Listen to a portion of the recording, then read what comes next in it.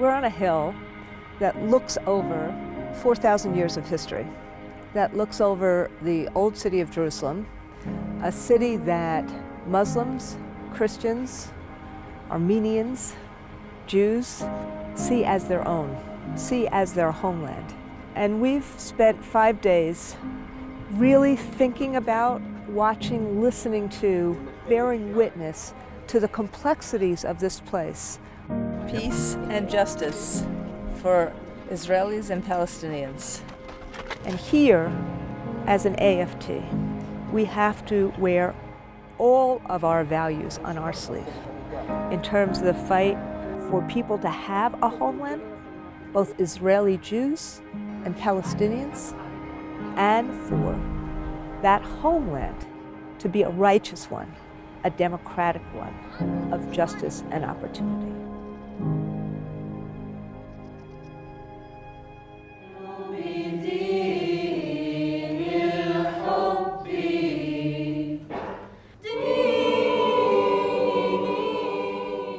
זה נכון שיש כאילו עכשיו כאילו את התקופה הזאת שהיא תקופה די כאילו מפחידה עם כל הדברים שקורים בחוץ, אבל זה כאילו זה לא פה ככה, כאן זה כאילו כולם כאילו שווים, זה לא משנה אם אתה ערבי. Not only is this a singing group, but we actually spend half of our time in each rehearsal in dialogue groups, basically discussing everything. I think that coming here gives us the closure that we really need to keep a level head and to understand it from both perspectives. When I come here, the second I come here, I just feel like, okay, there's peace in the whole world.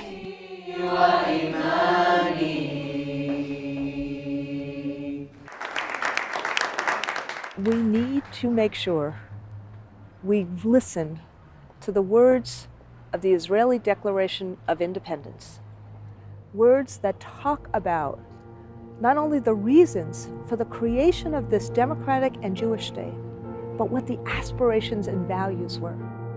The state of Israel will be open for Jewish immigration and for the ingathering of the exiles. It will foster the development of the country for the benefit of all its inhabitants.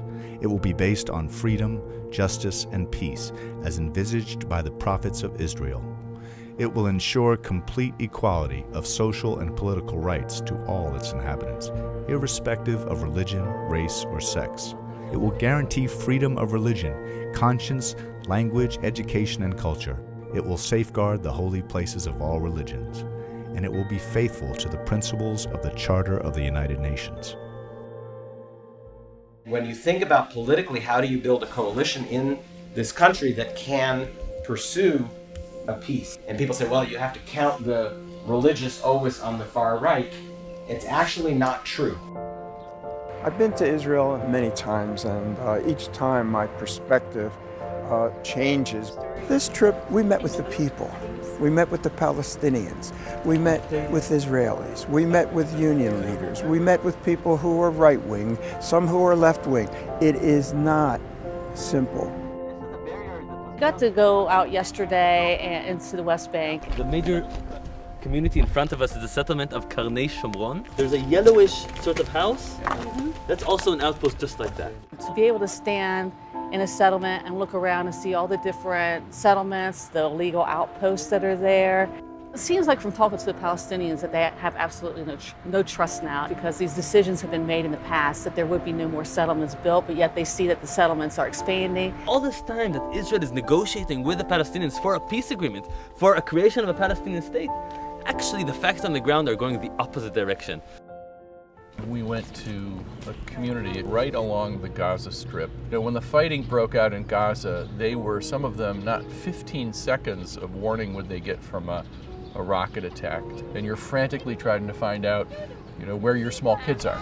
In every single corner, there is a safe place that we could go to. And like within 10 minutes, you can have 4 or 5 red alerts. So you can't even leave the safe place. It's insane. It's an insane situation. One of the shells, it went right through the window.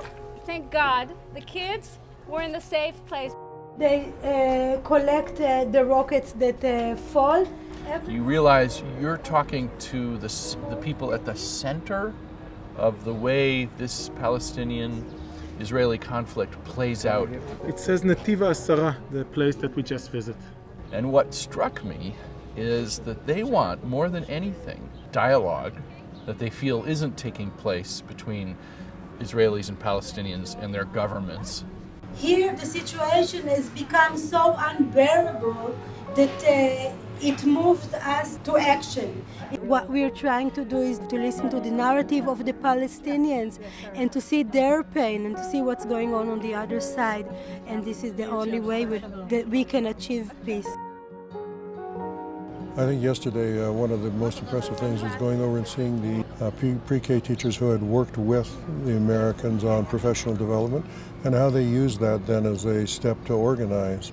And the Solidarity Center helped the association in making available trainings that are not otherwise available in Palestine. The AFT sent over our treasurer, Elaine Merriweather, and it was, I thought, a wonderful little bonding moment when I showed them the picture of Elaine and said that she sent her greetings, and they all said, "Oh, Elaine, Elaine."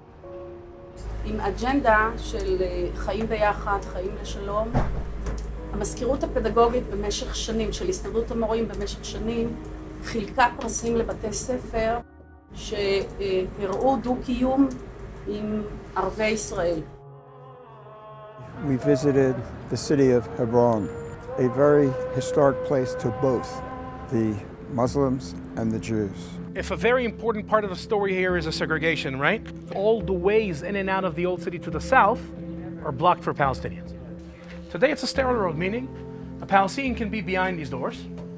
He can be in the cemetery behind the fence, but he's not allowed to step where we are standing. What we saw is hard to explain. The separation, the isolation, the fear. Streets where, depending on what kind of passport you had, whether you were allowed to walk down it. Shops that once were vibrant, closed. I think it's symbolic of the conflict, the distrust on the part of both sides. As we finish our trip, first to Israel and then the West Bank, and our visit to Auschwitz, including the 70th anniversary of its liberation, one most important emotion is never forget. You can't combat hate and prejudice if you forget. You can't combat the prejudice and hate if we don't engage in dialogue.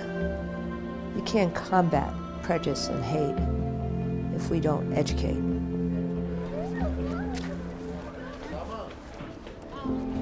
The most inspirational piece was the Yad Vayad school, the hand-in-hand school, where Palestinians and Israeli Jews go to school together, are taught together in an integrated environment. Unfortunately, it's still unique schools. In Israel, there is separate education for Jews and for Palestinians. The contents that the Jewish children are learning in school are slightly different than the Arabs, and of course, it instills conflict between them. The hand-in-hand network of schools are oversubscribed. It's one of the few options for parents who want their children in an integrated environment. And I want him, growing up here in the Middle East, to be able to speak to his neighbors. I want him to know them. I want him to study with them. I want him to have Arab friends, things that I didn't have as a child. Usually you grow up and you have one narrative and you're like, I believe that I'm right, the other side is wrong, but then you learn more and you have friends that are different than you and they think differently, and then you somehow need to search between and see what is the right path. I mean, Tara is my friend and I have a lot of other friends that we go to each other's houses, and sometimes we get to talk about politics, but doesn't affect the friendship.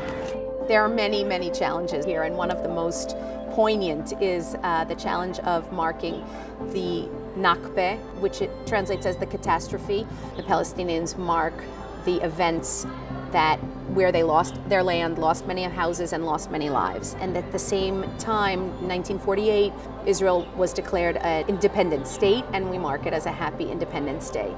These days making me stressed. We are preparing for these days together. We are teaching all the history from my side and from her side. The Nakba is a part of my identity, and we can't just ignore everything that's happened, but these days also remind us that we need to move on and not just stick to the past with all the bad things that happen.